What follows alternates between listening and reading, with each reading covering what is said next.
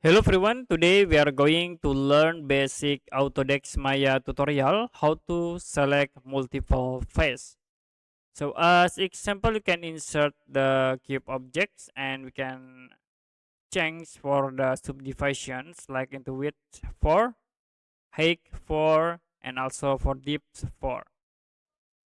Now if you want to select the multiple face, you can right click hold and then choose the face selection. The next, you can press tab buttons on keyboard, hold. Now you can click to select the multiple face. You can press again the tab buttons on keyboard, click, hold the face to select it. You can press again in here.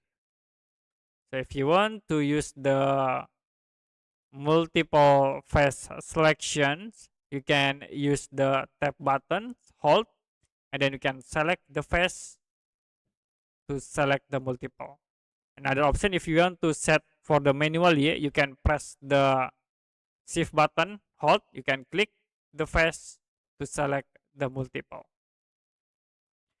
Okay, that's it for basic Autodesk Maya tutorial, how to select multiple faces.